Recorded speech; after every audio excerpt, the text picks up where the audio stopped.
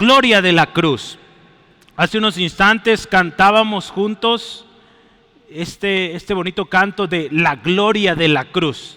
Y una de las cosas con las cuales termina este canto es que viviremos para conocer más la gloria de la cruz. Hermano, porque la gloria de la cruz nos habla de lo que Jesús hizo en la cruz del Calvario. Lo hemos dicho y yo creo que nos queda claro que no se trata de adorar a una cruz, ¿no? Adoramos a Cristo, ¿sí? Al hablar de la gloria de la cruz, hablamos de la obra de Cristo. Y hermano, la obra de Cristo es, créame, es imposible que tú y yo podamos explicarla completamente, porque hizo muchísimas cosas. A veces lo resumimos en, ahí en la cruz Jesús pagó por mis pecados y me salvó. Es parte, pero hizo mucho más que eso, hermano.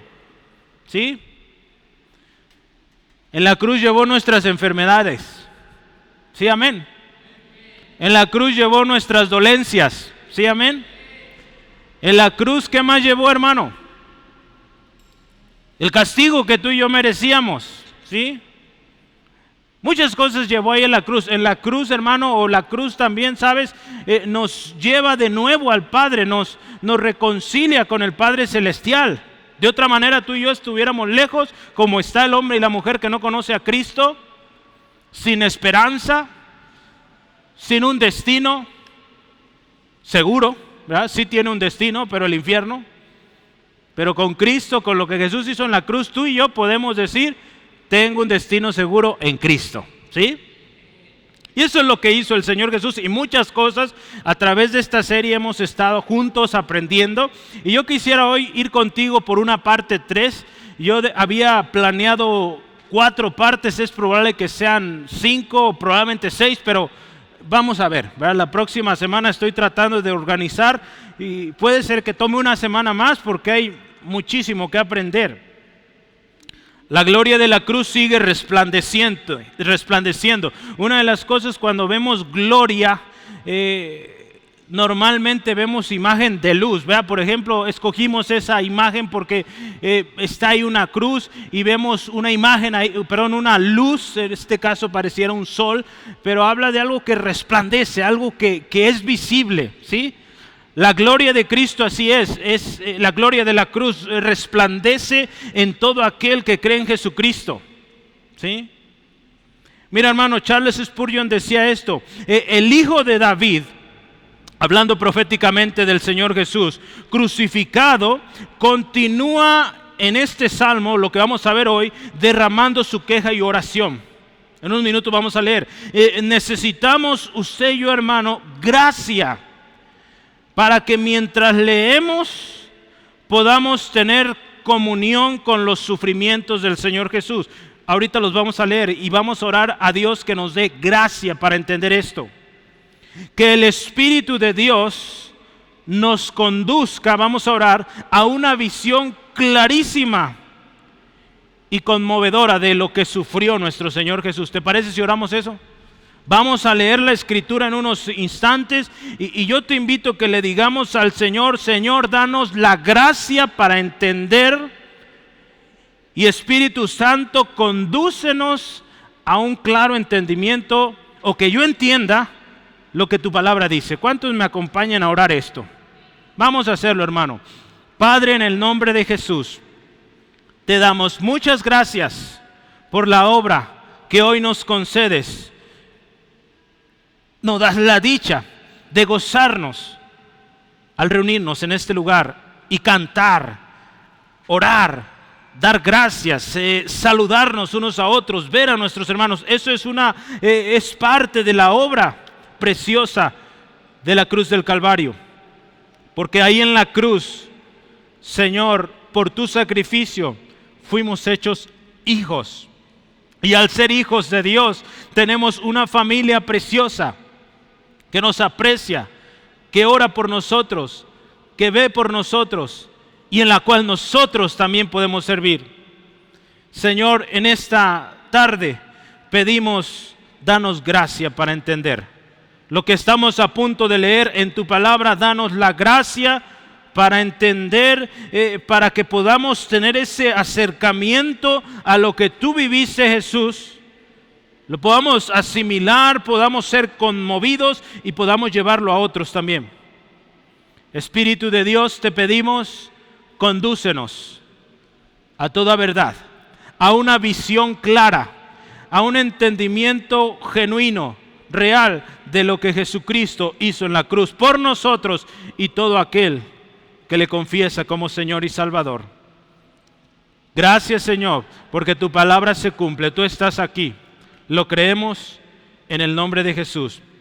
Amén. A lo largo de esta serie hemos hablado de tres cosas.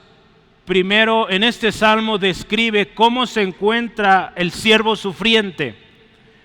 Hemos hablado del Señor Jesús. Cómo se encontraba Jesús cuando Él estaba ahí en la cruz. Y el texto nos va a ayudar. Quiero que me acompañes ahí en tu Biblia, Salmo 22, versículos 12 hasta el 18. Vamos a leerlo. Dice la Escritura así. Piensa esto, hermano. Jesús ahí en la cruz, Él está experimentando esto. Y nos da imágenes, figuras que de alguna manera nos relatan el sentimiento, la situación que Él vive. Dice así la Escritura: me han rodeado muchos toros, fuertes toros de Basán me han cercado. Abrieron sobre mí su boca como león rapaz y rugiente. He sido derramado como aguas y todos mis huesos se descoyuntaron. Mi corazón fue como cera derritiéndose en medio de mis entrañas. Como un tiesto se seca mi vigor y mi lengua se pegó a mi paladar. Y me has puesto en el polvo de la muerte. Porque perros me han rodeado, me ha cercado cuadrilla de malignos. Horadaron mis manos y mis pies. Contar puedo todos mis huesos, entre tanto ellos me miran y me observan. Repartieron entre sí mis vestidos y sobre mi ropa echaron suertes. Cuando tú y yo leemos este salmo, hermano, y sobre todo esta última parte, nos damos cuenta que está hablando de Jesús, ¿sí? Porque eso sucedió, ¿te acuerdas de esto último? Echaron suertes para ver quién se quedaba con la vestimenta de nuestro Señor Jesús. Entonces David, hermano, cuando él escribe este salmo, tú puedes decir, bueno, David estaba pasando por una cosa dura y de alguna manera él escribe. Pero sabes, David estaba siendo guiado por el Espíritu Santo para que proféticamente escribiera lo que habría de vivir el Salvador, Jesucristo. Sí, entonces no es casualidad que David haya escrito así de esta manera. Primeramente, mira, yo quisiera resaltar algunas cosas sobre esto que acabamos de leer. ¿Cómo se encuentra Jesús en este Calvario? Primeramente dice que está rodeado de toros. Y de toros muy bravos. Sí, ahí dice, muchos toros me han rodeado, fuertes toros de Basán me han cercado. La versión Palabra de Dios para Todos dice, mis enemigos me han rodeado como toros fuertes. Si vemos en la historia del Calvario, ¿quiénes serían estos como toros, verdad? O toros salvajes que lo rodeaban? Sacerdotes, escribas, fariseos, los ancianos ahí en el templo, saduceos, toda esta gente que estaba ahí en el templo, todo el concilio. ¿Tú te acuerdas? Cuando Jesús está frente al concilio, hermanos, todos están buscando una manera de acusar a Jesús con el propósito de encontrar algo en lo cual pueda ser debidamente acusado y posteriormente asesinado, ¿sí? O sentenciado a muerte. Eso es lo que están buscando todas esas gentes que rodean a Jesús. La Escritura a veces usa imágenes, hermanos, para que pensemos lo serio de la situación, ¿verdad? No significa que Jesús estuviera rodeado de toros, ¿verdad? Y literalmente no. Habla no sé tú, en el campamento, voy a decir poquito, José, fuimos a pasear un ratito y acomodar lo que era el rally, ¿verdad? Y allá en el campamento, en esa área, en esta temporada de mucho verde, pues hay toros, hay vacas, hay becerros. Entonces íbamos José, creo que alguien por ahí más y su servidor.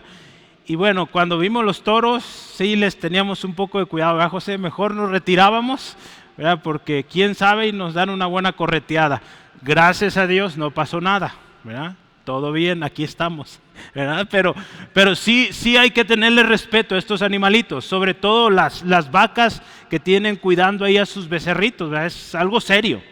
Entonces cuando pensamos en esto, mire, ¿cómo se encuentra Jesús? Dice ahí, sus enemigos como si fueran toros que están ahí al acecho. Y dice, toros fuertes, dice ahí de Basán. Basán era una región donde había mucha vegetación, ¿sí? Era un lugar donde pues, los animales crecían grandes, fuertes. Yo trabajé muchos años en una carnicería, mis patrones tenían vacas, bueno, ganado de diferente, y era hermoso cuando me tocaba ir a la granja porque veías esos toros grandototes, ¿verdad? Que decías, wow, imagínese un golpe o una cornada de ese tipo de animal, no vive para contarlo. Entonces, mire, la experiencia del Señor Jesús, rodeado, asediado, como esos toros fuertes alrededor de alguien indefenso.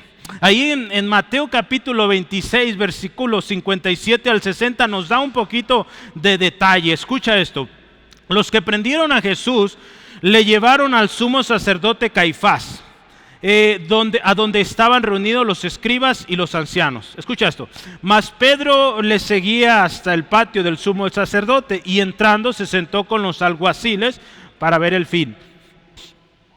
Dice, y los principales sacerdotes y los ancianos y todo el concilio, ahí estaban todos reunidos, dice, buscaban falso testimonio contra Jesús para entregarle a muerte. Su objetivo era que Jesús muriera, que fuera condenado, ¿sí?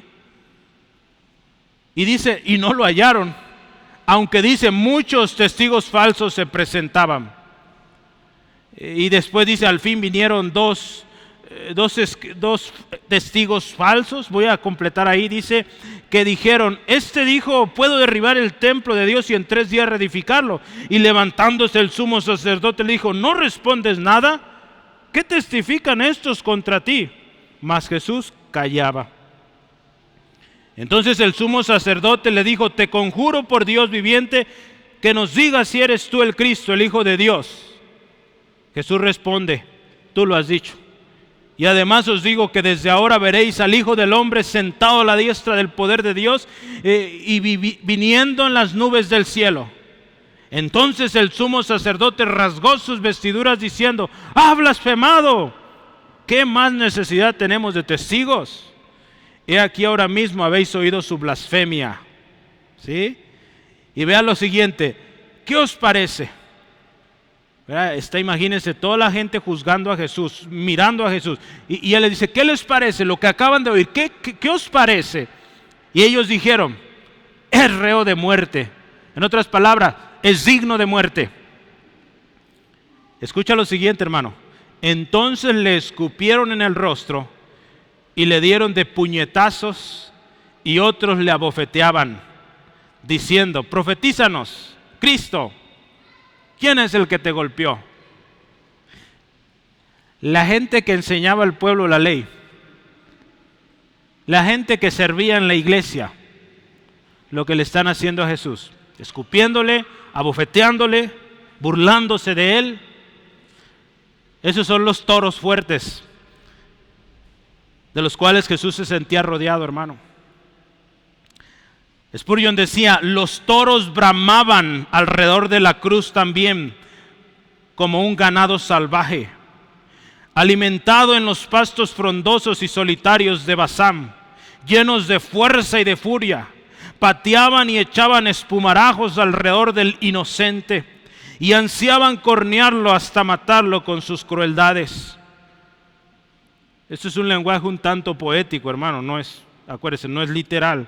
Imagínense al Señor Jesús, hermano, imagínense a Jesús, un hombre indefenso, desarmado, desnudo, arrojado en medio de una manada de toros salvajes y enfurecidos. Si usted observa los tratos para con Jesús, eran brutales como toros, muchos, fuertes, y Jesús, el rechazado, estaba solo y atado, ¿sí?, desnudo. Porque si tú te acuerdas, leímos hace un ratito, Pedro estaba cerca, pero ¿para qué fue? Para ver el final. Ahí dice, ¿verdad? No fue a defenderlo. ¿Te acuerdas la semana pasada? Decíamos, no había nadie ahí que dijera, ya, párense, ya estuvo. ¿Sí? No. Al contrario, es reo de muerte, crucifíquenle, mátenle. Era lo que decían. Si tú sigues leyendo conmigo en el versículo 13 dice, abrieron sobre mí su boca como león. Las palabras de sus opositores, hermano, era como ese león rugiente, dice ahí rapaz, rugiente. Otra versión dice como león hambriento. La traducción viviente dice como leones abren sus fauces contra mí, rugen y despedazan a su presa. ¿Sabes qué es fauce o fauces? La garganta, ¿sí? La garganta, no es la boca, es más adentro, ¿sí? La garganta, ¿sí? Normalmente se usa fauces cuando se habla de animales peligrosos, ¿sí? Sobre todo, por ejemplo, el león, ¿sí? Entonces imagínate, hermano, otra figura que nos da. Primero habló de toros salvajes, ahora habla de leones rugientes, amenazantes. Así se encuentra, hermano, nuestro Señor y Salvador. Lo acabamos de leer hace unos minutitos, del 62 al 68, Mateo 26. Insultos, mentiras y toda una estrategia, hermano, que buscaba condenar a Jesús a muerte. Imagínate como una lluvia de condenaciones, descalificaciones. ¿A quién? Al Hijo de Dios, hermano. Spurgeon describe como si fueran caníbales, hambrientos, abrían sus bocas blasfemas, como si estuvieran a punto de tragarse al hombre al que aborrecían. Fíjese, hermano, cómo se ve Jesús, rodeado de toros, como rodeado también de leones que con su voz o sus gargantas hacen un sonido horrible, amenazador, que están a punto de devorar. Y eso no se queda ahí, sigue el versículo 14, observa por favor conmigo. He sido derramado como aguas y todos mis huesos, dice, se descoyuntaron. Mi corazón fue como cera derritiéndose en medio de mis entrañas. Piensa un momento estas imágenes, hermano. Derramado como aguas, todos sus huesos descoyuntados, corazón, dice, como cera se derritió. Otra vez, es un lenguaje no literal, es un lenguaje, vamos a pensarlo, poético, ¿sí? Que está describiendo de diferentes maneras la condición, cómo se siente el Señor Jesús en este Calvario, hermano. La traducción lenguaje actual dice, me he quedado sin fuerzas, estoy totalmente deshecho.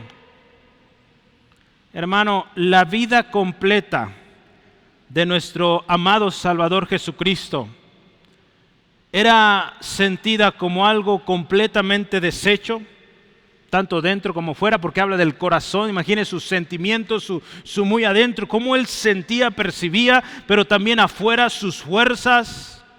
Él se sentía sin firmeza, sin aliento, al borde de un colapso tanto emocional como físico, hermano. Cuando habla ahí que sus huesos se descoyuntaron, si a un ser humano sus huesos fueran descoyuntados o separados, no podría ni pararse, ¿sí? ¿Alguna vez ha habido accidentes donde una mano se estira de más y esa mano queda ahí, decía una hermana, como un trapo, ¿verdad? Colgada, ¿sí? Imagínense la sensación, sin fuerzas, totalmente deshecho. El apóstol Juan describe un momento en el que Jesús dice, tengo sed. Ahí en Juan 19:28. Poco antes de morir, esto indicando también que el líquido vital, el agua,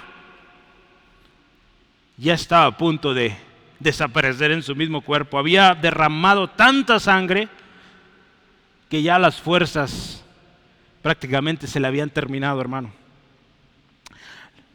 Spurgeon decía: la excesiva debilidad y los intensos dolores hicieron que su vida más íntima pareciera ser derretida por el calor, ¿verdad? Como dice, mi corazón se derritió como cera. El fuego, dice este autor, de la ira omnipotente consumía su alma, ¿sí? Consumía su alma. No era una tarea fácil, hermano, ¿sí? No era una tarea fácil Jesús soportar todo esto, porque Jesús estaba llevando, hermano, hermana, la ira de Dios contra el pecador, contra los pecadores que somos nosotros. Entonces imagínate eso, ¿sí? Voy a releer esto porque lo estaba parafraseando y quiero leerlo de manera más clara. Dice: el fuego de la ira omnipotente hubiera consumido nuestras almas para siempre en el infierno, si no fuera por lo que Jesús hizo. No era tarea fácil soportar como sustituto el calor de una ira tan justamente terrible. Lo que tú y yo merecíamos, la ira de Dios que tú y yo merecíamos, Jesús la está viviendo ahí en carne propia. Lo decía hace una semana y hace 15 días también, y todo esto lo hizo por ti y por mí, hermano. ¿Cómo no agradecer al Señor Jesús por esa tremenda obra de gracia, de misericordia? Si continuamos en nuestro texto, el versículo 15 dice: como un tiesto se secó mi vigor. ¿Qué es un tiesto? A veces hay palabras que no usamos muy seguido y como que, ¿qué será? Bueno, yo te invito, algunos usan diferentes versiones cuando leen, o también acompáñate de un diccionario, ¿verdad? Hoy lo podemos tener en el celular y ve qué significa eso de tiesto. El tiesto es un pedazo de barro cocido, ¿sí? Un pedacito de un cántaro, vamos a ponerlo así, sencillo, ¿sí? Que está ya seco, ¿sí? No un cántaro de agua, ¿sí? Con agua más bien. Imagínate un cántaro ahí donde los venden, ¿sí? Seco completamente, ¿sí? Entonces dice: como un pedazo de cántaro se siente mi vigor. A ver, vamos a entender un poquito esto. Como un tiesto se secó mi vigor y mi lengua se pegó a mi paladar y me has puesto en el polvo de la muerte. ¿Qué es esto? Vamos a pensar en este sentimiento, hermano. Hermano, la humedad en nuestra boca permite que, por ejemplo, que yo pueda hablar, ¿sí? Si mi boca está seca, batallo para hablar, ¿verdad? Si mi lengua o mi paladar están secos, uno a uno se van a pegar, ¿sí? Es lo que dice ahí, ¿verdad? Mi lengua se pegó a mi paladar. Se sentía tan seco que dice, se pega, ¿verdad? Alguna vez yo lo llegué a hacer de niño. ¿No se te antojó probar el barro? ¿Verdad? Esos cántaros. Bueno, perdóneme, yo sí, no sé por qué soy raro, hermanos. Pero esos cántaros, si tú le ponías la lengua, se quedaba pegada, ¿verdad? Y a asustazos nos pegaba, ¿verdad? Sobre todo esos cántaros bien secos, y le pega la lengua, ya no la puedes. Vea esa sensación, ¿verdad? Pero una sensación de verdad, ¿sí? Tan seco que dice ahí se pegaba, dice su lengua al paladar. Qué tremendo, hermano. Digo, nosotros de niños, pues ahí de repente se secaba, porque la misma humedad de nuestra lengua humedecía el vaso o el cántaro y ya podíamos despegar nuestra lengua, ¿sí? O si no, le aventábamos agua y pues ya. Pero imagínese, Jesús no, hermano, no tiene nada de eso. Qué tremendo, hermano. La traducción lenguaje actual pone un poquito más de detalle y dice: tengo reseca la garganta y pegada la lengua al paladar, me dejaste tirado en el suelo como si yo estuviera muerto o ya estuviera muerto. Hermano, toda su fuerza se secó. Toda la fuerza del Señor Jesús se secó, hermano, con esas tremendas llamas de la justicia de Dios. Así como ese cordero pascual, hermano, allá en el tiempo de Moisés, era consumido completamente, así este cordero precioso, inmolado, el cordero de Dios, fue secado por completo. ¿Sí? Por usted, por mí, hermano. Lo siguiente que viene en el versículo 16 al 18, si lo observas conmigo, ¿cómo inicia el 16? Estamos en Salmos 22, hermano. Salmo 22, versículo 16. ¿Qué dice? Como perros me han rodeado. Voy a quedarme ahí. Hermano, para el judío, los perros eran despreciables. ¿Sí? Para el judío, ¿sí? Hoy se dice que el perro es el mejor amigo del hombre, pero para un judío no. Para un judío un perro era lo más despreciable. ¿Sí? Eran inmundos, considerados inmundos. ¿Sí?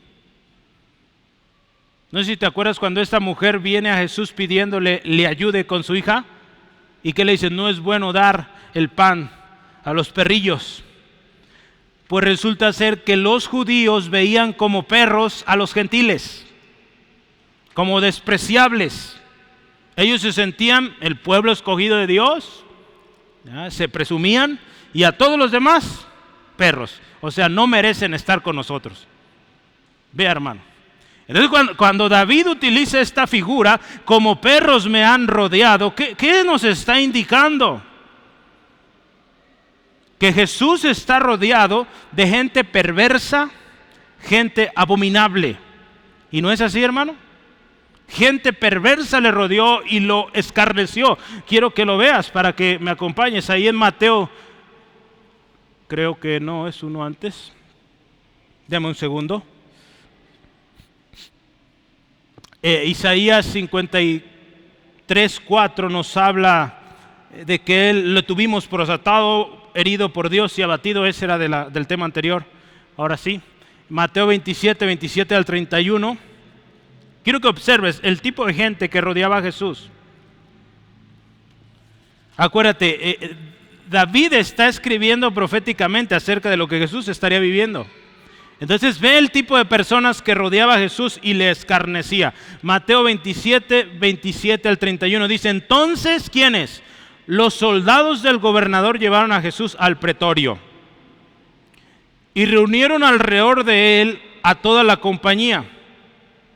Escucha esto, y desnudándole, le echaron encima un manto de escarlata y pusieron sobre su cabeza una corona tejida de espinas y una caña en su mano derecha. E hincando la rodilla delante de él, le escarnecían o se burlaban de él diciendo, salve, rey de los judíos. Y escupiéndole, tomaban la caña y le golpeaban en la cabeza.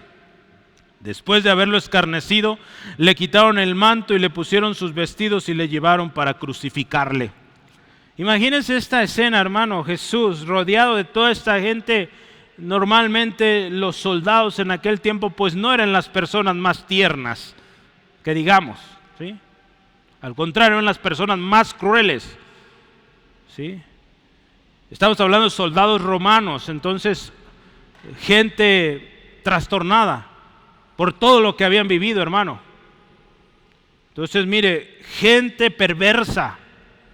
Así estaba el Señor Jesús, rodeado por gente perversa. La escritura ahí, si tú lees conmigo versículos más adelante, vamos a pensar ahí, mira, porque perros me han rodeado, me han cercado cuadrilla de malignos. Pero ya hablamos de estos soldados, de esta gente malvada que ideaban cosas para molestar, para afligir más al Señor Jesús. Lo siguiente que dice, horadaron mis manos y mis pies. Horadaron, ¿qué es eso de horadaron? Traspasaron, ¿verdad? Sus manos y sus pies. ¿Y no pasó eso en la cruz? Ahí está, hermano. Vea, ese salmo se escribió muchos años antes de que Jesús llegara y ya estaba escrito. Por eso cuando Jesús o cuando los autores de los evangelios describen lo que vivió Jesús, dice para que se cumpliera la escritura. Todo tuvo que pasar. Entonces no solamente Isaías nos habla del sufrimiento del Señor Jesús, Salmos también. Hermanos, vamos adelante. Miren, el Gólgota, los pies, las manos del Señor Jesús fueron atravesados con los clavos. Eso sucedía, era algo común cuando crucificaban a alguien. Y cuando leemos más adelante ahí en Mateo 27, volvemos otra vez a Mateo 27, nos damos cuenta, hermano, de todo lo que se profetizó y que se cumplió. Vamos a leerlo, mira, en Mateo 27, 35 al 36, lo voy a leer para ti. Ahí sígueme en tu Biblia. Dice: cuando lo hubieron crucificado, repartieron entre sí sus vestidos, echando suertes para que se cumpliese, ¿qué dice? Lo dicho por el profeta. Partieron entre sí mis vestidos y sobre mi ropa echaron suertes. Y el versículo 36 observa: y sentados le guardaban allí. Esto es lo que describe Mateo. Y si tú vas a tu texto, versículos, estamos en los últimos de 17 y 18, vamos a leer. Contar puedo todos mis huesos, entre tanto, que dice, ellos me miran y me observan, ¿verdad? Eso lo dice allá en Mateo, el último versículo, el 36. Y siguiente también dice, repartieron entre sí mis vestidos y sobre mi ropa echaron suertes. Eso también está allá en Mateo. Entonces, todo se cumplió, hermano. ¿Qué más? La palabra de Dios para todos dice, clavaron a Jesús de pies y manos a la cruz.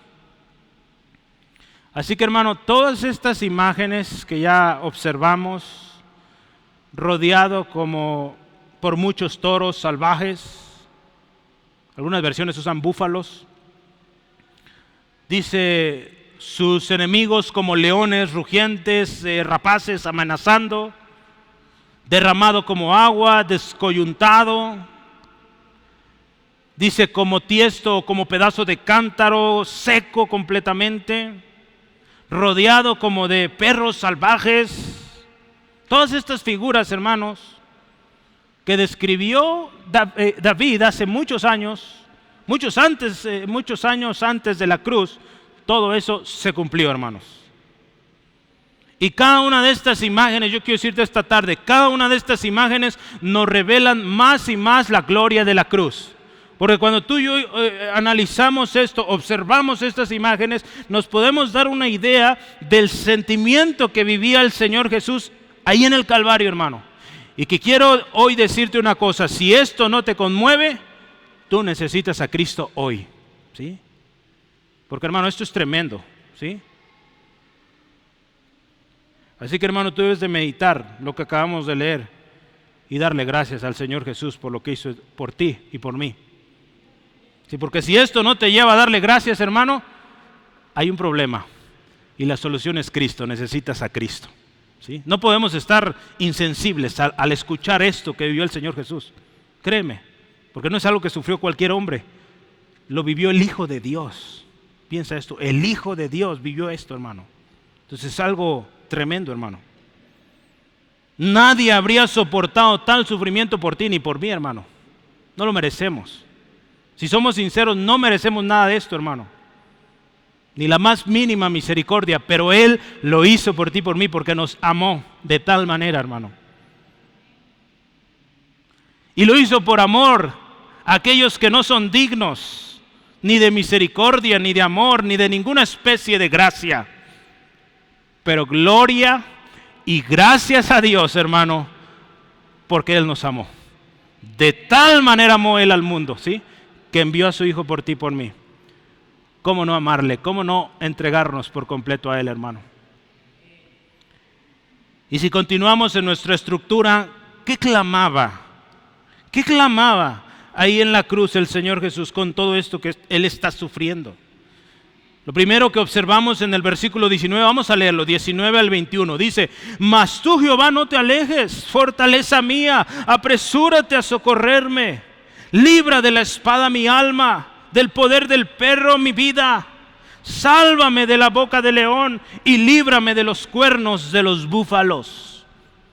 Si tú observas este clamor, se relaciona con lo anterior, ¿te acuerdas? Hablamos de toros fuertes, salvajes, ahí están los búfalos. Hablamos de león, ¿sí? Ahí está también mencionado en el 21, hablamos de los perros, ahí están también. ¿Sí? Entonces, tiene una relación, ¿verdad? Por eso hemos acomodado así esta serie.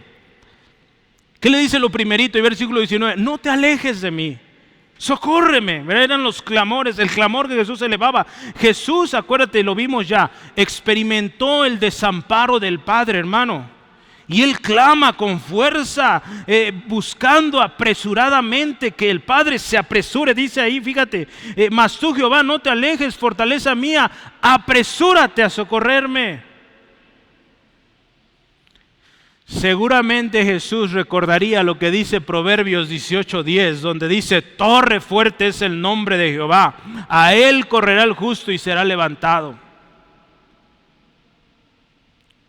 Jesús sabía que el oportuno socorro era algo por lo que Él podía clamar, hermano. Y tú y yo debemos saberlo, hermano, que tú puedes clamar a Jesús, tú puedes clamar al Padre, lo hemos aprendido con Jesús, puedes clamar al Padre y Él te escucha. Jesús sabía que su Padre le escuchaba y por eso clamaba. Yo te invito, hermano, cuando tú oras, cree que el Señor es real y Él escucha. Porque si oras sin fe, hermano, pues mejor no ores. Hay que orar con fe, hermano, creer que Él nos escucha. ¿Sí? Amén. Y ay, hermano, es que no tengo fe, pues ora con fe. Y pide al Señor, Señor, aumenta mi fe. Como esos discípulos, ¿verdad?, que le dijeron una vez. Spurgeon decía esto, mira, lo voy a leer. La fe invencible vuelve a la carga y utiliza el mismo medio, es decir, la oración importuna o la oración persistente o la oración insistente. Repite la petición que tan piadosamente ya había hecho antes. No quiere nada más que a su Dios. Él clama a su Dios. Incluso estando al borde del colapso, Él sigue clamando al Dios verdadero.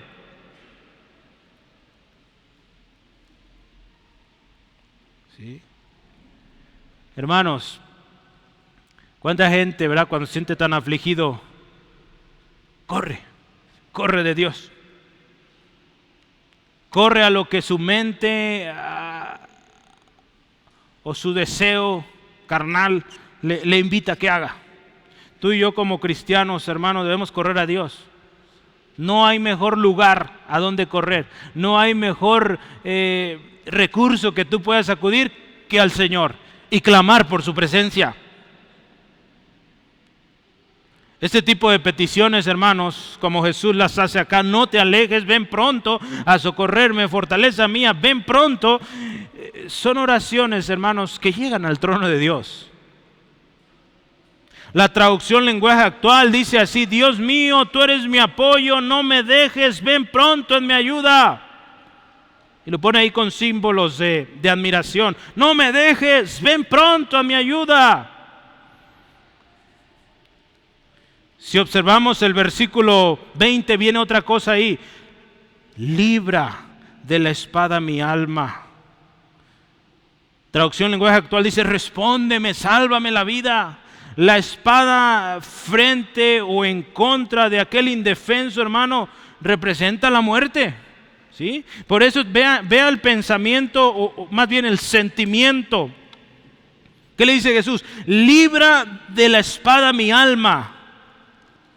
Si otra vez el lenguaje ahí poético sigue trabajándose, ¿verdad? Dice, líbrame de esto. Los enemigos alrededor de Jesús, con espada en sus manos, lanzas en sus manos, no pueden generar otra cosa más que clamor, hermano. Señor, ayúdame. ¿Sí? Por espada pensamos en destrucción total, que como hombre Jesús experimentaba. ¿Sí? Entonces es algo tremendo. Vea el pensamiento, vea el sentimiento, que se encuentra en la condición del corazón de nuestro amado Señor y Salvador Jesucristo. La segunda parte del capítulo, versículo 20 dice: del poder del perro libra mi vida. O si usted ve antes habla de libra, entonces dice: libra del poder del perro mi vida. Ya lo dijimos, los perros eran considerados inmundos en la cultura judía. Por lo tanto, Jesús estaría aquí clamando: líbrame de estos perversos alrededor de mí. Eso está clamando. La traducción lenguaje actual dice: no los dejes que me maten. Piensa esto, hermano. El Señor Jesús que te salvó, el Señor Jesús del cual predicamos, del cual decimos: Jesús te ama, Jesús es tu amigo. Piensa lo que Él experimentó, hermano. Versículo 21, si seguimos en la narrativa, dice: sálvame de la boca del león, sálvame de la boca del león. Mira, ¿te acuerdas el verso 13? ¿Cómo veía a sus enemigos? Como leones rapaces, rugientes. El clamor para ser librado era tan intenso, hermano, que me gusta cómo lo dice traducción lenguaje actual. Dice: no dejes que me despedacen. ¿Sí?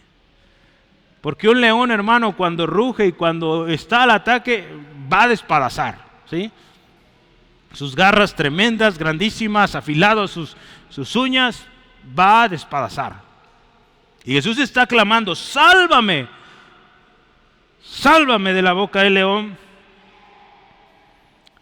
Lo último que dice: líbrame de los cuernos de los búfalos. ¿Te acuerdas que hablamos de toros fuertes o toros salvajes? Esos son los búfalos. Es otra manera de describirlos. Yo cuando pensaba en esto, hermano, de hecho cuando pensaba en el tema de los leones, ¿qué habrá clamado Daniel? ¿Te acuerdas? Cuando es lanzado al foso de los leones, ¿qué habrá clamado? Yo creo algo parecido, ¿sí? Pero ahora también, mire, en esta figura de los búfalos que le rodean, dice: líbrame de los cuernos, ¿verdad? Porque esos animales feroces, dispuestos a atacar. Hermanos, Jesús clamaba por liberación de esto también. Mira, hermano, esta oración que hizo Jesús, este clamor, que el salmista nos lo describe de muchas maneras, ¿sabes una cosa? Fue escuchado. Gloria a Dios. ¿Sí? Y la oscuridad de la cruz desapareció. Cuando Jesús dijo: consumado es, ¿verdad? Se acabó todo eso. Así la fe, hermano. Aunque muchas veces tu fe, mi fe, es golpeada, incluso arrojada bajo los pies del enemigo, así nos sentimos, finalmente tú y yo obtendremos la victoria. Todo ese sufrimiento que Jesús vivió, hermano, al final hubo victoria. Y por eso estamos tú y yo aquí, porque Él ganó la batalla, ganó la victoria para ti, para mí, hermano. Hermano, hermana, así como lo vivió nuestro Señor Jesús, así serán todos los miembros de su iglesia. ¿Sí? Hemos vencido al búfalo, conquistaremos al león, y tanto del león como del búfalo tomaremos la corona, hermano. Gloria a Dios. ¿Sí? Esto es esperanza, es confianza para ti, para mí, hermano, de que así como Jesús sufrió todo este calvario, así como Él clamó en ese calvario, el Padre lo escuchó y le dio la gran victoria. Y tú ves ahí en Filipenses 2 cómo describe que le fue dado un nombre que es sobre todo nombre, y dice: ante Él se van a arrodillar todos y van a confesar que Él es el Señor, aún todos aquellos que le rechazan hoy. Así como Él venció, hermano, tú y yo podemos vencer cuando creemos en aquel que escucha al que clama. Y con esto quiero terminar. ¿Quién es Dios? ¿Quién es Dios? Porque cuando tú y yo oramos necesitamos saber quién es Dios. ¿Sí? No es una estatua, no es una imagen ahí colgada, no. Es un Dios de verdad, ¿sí? ¿Y qué dice la Escritura? Yo voy a volver a usar los mismos versículos del 19 al 21, ahí nos describe quién es Dios. Primero, ¿quién es Dios? Jehová. Versículo 19 dice: mas tú, Jehová. Jehová, ¿qué significa Jehová? En Éxodo 3:14 dice, Jesús se está se está presentando ahí a Moisés y él dice, ¿y quién les voy a decir que eres? ¿O quién les voy a decir que me habló? Jehová significa yo soy el que soy. Entonces, ¿qué significa en otras palabras el nombre Jehová? Nos habla del Dios autoexistente, ¿sí? El Dios que no tiene alguien que lo creó o alguien más grande que Él, no. Él es el Dios sobre todos los dioses, sobre todas las cosas. Hermano, mira, en la Biblia Septuaginta, o sea, la Biblia Septuaginta escribió el Antiguo Testamento en griego. Originalmente el Antiguo Testamento fue escrito en hebreo, ¿sí? Cuando sacaron la versión Septuaginta, yo no puedo hablar de toda la historia, pero esta versión Septuaginta estaba escrita en griego. Entonces del hebreo tradujeron al griego, ¿sí? Entonces en el hebreo estaba el nombre Yahvé. En nuestra Biblia Reina Valera le llama Jehová, ¿sí? Pero en el griego usaron una palabra que se llama kurios, ¿sí? Kurios. ¿Y sabes qué significa kurios? Señor. Señor, ¿sí? Entonces, ahí te va lo interesante. El Nuevo Testamento fue escrito en griego, ¿sí? ¿Sí sabías eso? Si no, ya sabes, fue escrito en griego. Entonces, cuando habla de Jesús, ¿cómo lo describe? Como kurios, o sea, como Señor. El mismo término que se usó en el Antiguo Testamento, Señor, es el mismo que se usa en el Nuevo Testamento como Señor. Entonces, aquí podemos aprender también de la Trinidad. Eso podremos verlo en el discipulado, así que anótate. Sí, ahí en el discipulado vemos eso. Pero fíjate algo poderosísimo, hermano. Jesús, cuando clama a Jehová, Él está clamando al Señor, ¿sí? Él está clamando al Dios verdadero, al Señor que hizo todo lo que existe, aquel que es Señor de todo, hermano, de todo el universo. Al Señor, al Dios que no depende de otro Dios para existir. No sé a qué Dios clamas, hermano, pero te invito esta tarde, clama a este Dios, al Dios que es Dios sobre todas las cosas. Y cree en Él, hermano, y vas a ver respuesta. Jesús la vio, David lo vio, y muchos hombres a lo largo de la historia creyeron en el Dios verdadero y recibieron respuesta. Así que tú y yo necesitamos conocer al Dios que oramos, cantamos, al Dios que adoramos, ¿sí? ¿Qué más sobre Dios podemos decir? Versículo 19, Dios es fortaleza. Hermano, ahí lo ves ahí en el versículo 19, mas tú, Jehová, no te alejes. ¿Qué dice? Fortaleza mía. Las fortalezas, hermanos, eran lugares seguros, ¿sí? Las fortalezas eran lugares fortificados. ¿Qué significa fortificado? O sea, era un lugar donde había todo lo que se necesitaba. En el Antiguo Testamento vemos las ciudades fortificadas.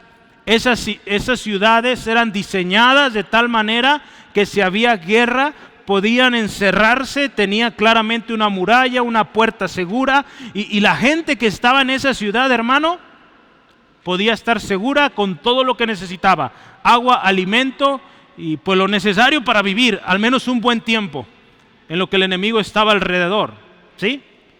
Entonces, ¿qué dice el salmista? Señor, tú eres mi fortaleza. ¿Qué dice en otras palabras? Señor, contigo tengo todo lo que necesito. ¿Cuántos dicen amén? En el Señor, hermano, en Dios, tú y yo tenemos lo que necesitamos, no ocupan más. Sí, amén. Salmo 27, yo quiero que veamos rápidamente este pasaje. Salmo 27, versículo 1 al 3, describe esto: Jehová es mi luz y mi salvación, ¿de quién temeré? Jehová es la fortaleza de mi vida, ¿de quién he de atemorizarme? Cuando se juntaron contra mí los malignos, mis angustiadores y mis enemigos para comer mis carnes, ellos tropezaron y cayeron. Vea la seguridad de este hombre cuando Dios es su fortaleza. Aunque un ejército acampe contra mí, no temerá mi corazón. Aunque contra mí se levante guerra, yo estaré confiado. Eso es, hermano, cuando tú y yo creemos que Dios es nuestra fortaleza. Por eso es importante que tú y yo sepamos quién es Dios, hermano. Fortaleza. O sea, Él tiene y Él provee todo lo que tú ocupas. Cuando Pablo se despide de los filipenses, le dice: mi Dios pues suplirá todo lo que os falte, conforme a sus riquezas en gloria. Y te pregunto hoy, esta tarde, ¿no lo ha hecho, hermano? Claro que lo ha hecho. Lo ha hecho y lo hace cada semana, cada día. Él nos sustenta. Versículo 20 dice: Él es nuestro libertador. Número 3, Él es libertador. Ya vimos, número 1, Jehová, el gran yo soy. Número 2, Él es fortaleza. Número 3, Él es libertador. Él libró a su pueblo de gigantes. Libró a su pueblo de pueblos grandísimos que atacaban. Ejércitos muchas veces mucho mayor que ellos. Él los libró. Ahí en 2 de Samuel, por tiempo no alcanzo a leerlo, pero en Samuel 22, David mismo, él expresa que Dios ha sido su libertador y él alaba a Dios diciéndole: mi libertador. Ahí en ese pasaje, David está siendo perseguido por enemigos, pero también por Saúl, y él dice: tú eres mi libertador. Hermanos, Isaías, también describe al Señor como libertador y redentor. Voy a leer ese pasaje ahí en Isaías. Isaías 43, versículo 1 y 2. Dice así la Escritura. Escucha, pon atención, mira. He aquí mi siervo, yo le sostendré, mi escogido en quien mi alma tiene contentamiento. Dios está hablando también de Jesús, mira. He puesto sobre él mi espíritu, él traerá justicia a las naciones. Yo dije 43 y estoy leyendo el 42, 43 dice: ahora así dice Jehová. Escucha esto: creador tuyo, oh Jacob, y formador tuyo, oh Israel. No temas, porque yo te redimí. Te puse nombre, mío eres tú. Cuando pases por las aguas yo estaré contigo, y si por los ríos no te anegarán. Cuando pases por el fuego no te quemarás, ni la llama arderá de ti. ¿Por qué? Porque el Señor es nuestro libertador. El salmista David reconoce que ni la aflicción ni la necesidad, hermano, pueden ser enemigos para Dios, porque Él es nuestra ayuda y Él es nuestro libertador. ¿Por qué temer, hermano, cuando tenemos un libertador tan grandísimo? ¿Sí, amén? Ni el libertador de América, hermano, le llega ni a los talones a nuestro libertador. ¿Sí sabes quién fue el libertador de América? ¿Quién? Simón Bolívar, ¿sí? Bueno, así se le llamó. Casi todo Sudamérica fue impactado por este hombre. Pero ¿sabes qué? Nuestro libertador es más grande, ¿sí? Y tiene mucho más poder, hermano. Gloria a Dios. De hecho, no hay otro igual. Vale la pena que tú y yo confiemos en Él. Lo último que dice el versículo 21, que nos habla que Él es nuestro Salvador. Anota ahí: Dios es nuestro Salvador. Porque Dios es el Salvador de su pueblo. Él lo salva, hermano. A través de la historia tú te das cuenta cómo Dios salvó a su pueblo. Versículo 3 al 5 de Isaías 43, escucha: porque yo, Jehová, Dios tuyo, el Santo de Israel, soy tu Salvador. Eso es Dios para nosotros, hermano. Nuestro Salvador. Dios salva a su pueblo de las garras del enemigo, de la boca del enemigo amenazante, como león. Cuando Job se encuentra en angustia, hermano, ahí en Job 19:25, él sabe quién es su Salvador y él dice: yo sé que mi Redentor vive y al fin se levantará sobre el polvo, ¿sí? Entonces Job también creía en este Salvador. Hermano, nuestro Dios está cercano a los que le invocan.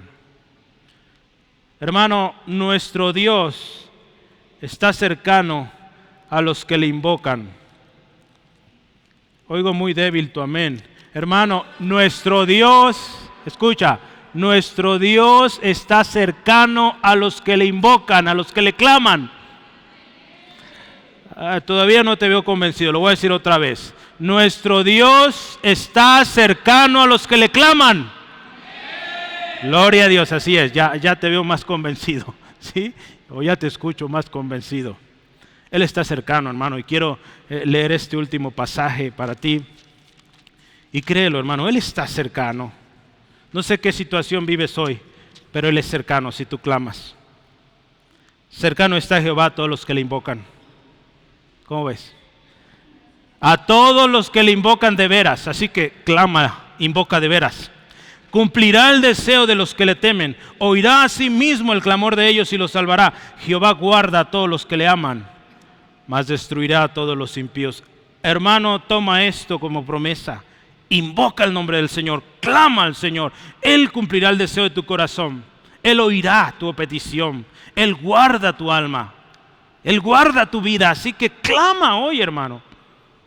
Él te escucha. La gloria de la cruz, hermano, nos revela con mayor fuerza que nuestro Señor Jesús es digno de alabanza por lo que Él vivió en el Calvario, hermano. Claramente por lo que Él es, pero también por lo que Él hizo. La gloria de la cruz nos recuerda también el peso de nuestro pecado, hermano. ¿Por qué, hermano? Para que el Hijo de Dios, escucha, el Hijo de Dios tuviera que venir a la tierra a sufrir todo eso, es que de veras nosotros estábamos en lo más profundo condenados, hermano. ¿Sí? Estábamos terriblemente, nuestra condición horrible, irreparable, para que Dios hubiera enviado a su Hijo, hermano. Piensa esto, piensa un momentito.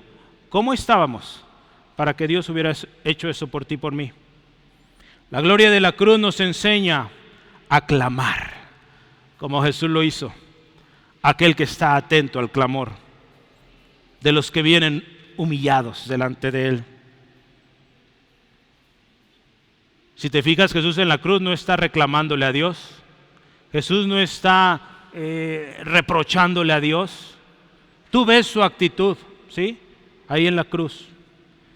La gloria de la cruz, hermanos, nos permite ver al que fue, al que es eternamente Dios, ¿sí? Porque nos revela el Dios soberano que tenía todo orquestado, todo planeado. Observa desde el principio, hermano, desde Génesis 3, tú y yo tenemos constancia que se anuncia de aquel que aplastaría la cabeza de la serpiente, ¿sí? Entonces, desde muy inicio, hermano, de la Biblia, tú ves constancia de que Dios ya tenía un plan. La gloria de la cruz revela esto. La gloria de la cruz, hermano, nos conforta al saber que Dios es fortaleza del que clama. La gloria de la cruz nos da confianza de quién es nuestro libertador. La gloria de la cruz, hermano, nos presenta al Salvador. La gloria de la cruz nos enseña. La gloria de la cruz nos conduce al único y suficiente Señor y Salvador, Jesucristo, quien fue a la cruz. Y por último, hermano, la gloria de la cruz nos debe llevar a orar más para que la gracia del Señor nos siga revelando su propósito, nos siga conduciendo más a vivir para su gloria y anunciar el verdadero evangelio, hermano. Hoy mucha gente está anunciando un evangelio torcido, pero cuando tú y yo entendemos lo que Jesucristo hizo en la cruz, nuestra predicación va a ser más genuina, más vivida en lo personal y podremos impactar a nuestra ciudad, hermano. Porque vaya, nuestra ciudad necesita un Salvador. Amén. Nuestra ciudad necesita un libertador, pero uno verdadero. Ningún gobernante lo puede hacer, hermano. Solo Cristo puede salvar. Solo Cristo te puede salvar. Si lo que hoy compartimos no conmovió tu corazón, quiero decirte, Cristo te ama y dio su vida por ti. Y Él quiere cambiar ese corazón. Él sabe que no eres feliz, que necesitas un Salvador. Y Él es Jesucristo. y yo quiero invitarte, ven a Él esta tarde. Dile así: Jesús, te necesito. Si tú eres de los que dices, yo no entiendo esto, no le encuentro sentido, dile, no entiendo. No entiendo cómo es posible que tú hayas hecho esto, pero quiero creer. Dile, quiero creer. Y doy gracias por la oportunidad de estar aquí. Dile, hermano, gracias a tu Dios, porque Él te trajo hoy aquí con propósito. Gracias, Dios, por lo que en la cruz hizo tu Hijo amado, Jesucristo. Gracias por haberme presentado más sobre lo que ahí en la cruz se hizo. Hoy reconocemos, Dios, lo hacemos juntos, que necesitamos un libertador, que nuestra condición sin ti es ruina y ruina eterna. Hoy reconocemos que somos pecadores y necesitamos de un Salvador. Hoy reconocemos que sin un libertador, sin un Salvador, nuestro destino es fatal, irreversible. Hoy, Señor, como tu palabra lo dice, venimos a ti, queremos estar a cuentas. Hermano, la palabra de Dios dice, venid a mí, o venid, dice luego, dice Jehová, estemos a cuentas. Dios nos dice hoy esta tarde, estemos a cuentas. Dice, si vuestros pecados fueran como la grana, como la nieve serán emblanquecidos. Si fueran rojos como el carmesí, vendrán a ser como blanca lana. No importa la condición en la cual tú te encuentres hoy. Si tú dices, si mi vida fuera puesta en una manta, esa manta sería horrible, cochina.